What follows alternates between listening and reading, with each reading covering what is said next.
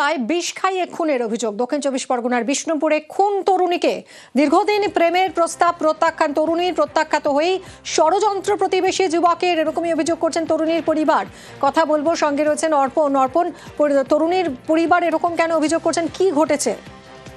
দেখো, দীর্ঘদিন ধরেই প্রতিবেশী যুবক সে এই প্রেমের প্রস্তাব দিত বলে পরিবারের তরফ থেকে অভিযোগ করা হচ্ছে যে এই যে কলেজ ছাত্রী, তাকে বারবার রাস্তাঘাটে উত্ত্যক্ত করা হতো, প্রেমের প্রস্তাব দিত, তিনি তা প্রত্যাখ্যান করেন। কিন্তু গত নভেম্বর মাসের 25 তারিখ সে যখন কম্পিউটার ক্লাস সেরে ফিরছিল, তখন সে রাস্তা আটকায় এবং সেখানে সে পানীয় জল খাওয়ার জন্য অনুরোধ করে। স্বাভাবিকভাবেই প্রতিবেশী এবং সেখানে প্রেমের প্রস্তাব সে অস্বীকার করেছে। তা কি হয়েছে সেই তাকে কিন্তু একটা জল খাওয়ার জন্য সে জানায় এবং সেই যে তরুণী কলেজ ছাত্রী সেই জল পান করেন এবং পরবর্তী সময় সে যখন বাড়ি ফেরে তারপর তার শারীরিক অবস্থার অবনতি ঘটতে থাকে।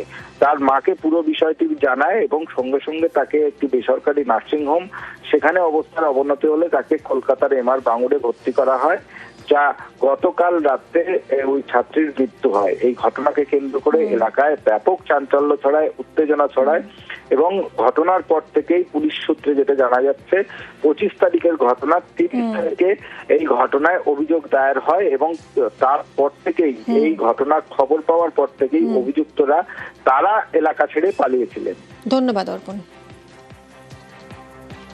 25শে নভেম্বর কম্পিউটার সেন্টারে গিয়েছিল এবং বিশাল সেটা জানতো কম্পিউটারটা কখন ছুটি হয় কি হয়। ও সেই সুযোগ নিয়ে যখন আমার মেয়ের ছুটি হয় সেই সময় ও গিয়েছিল, গিয়ে আমার মেয়েকে ভুল বুঝিয়ে নিজে হাতে বিষটা কিনে খাইয়ে দিয়েছে। কোনোদিন কোনো সম্পর্ক ছিল না, আজও নেই, তার প্রমাণ আমি দিয়েছি। আমার সঙ্গে যারা সহমর্মিতা দেখিয়েছে তাদেরকে অ্যারেস্ট করলো পুলিশ 12 ঘন্টার মধ্যে, আর আমার মেয়েকে পরিকল্পিতভাবে খুন করলো। আজকে 1 মাস হয়ে গেল, একজনকেও অ্যারেস্ট করলো না।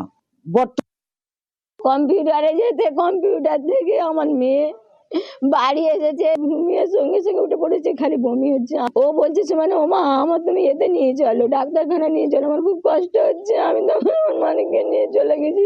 তখন ও বলেছে কি ছিল আমি জানিনি, সবুজ রঙের ওই আমার খাইয়েছিল। তখন ওনারা বলে ওটা বিশাল বিশাল কি নস্কর, ও খাইয়েছে বলে, ওই আমার খাইয়ে দিয়েছে।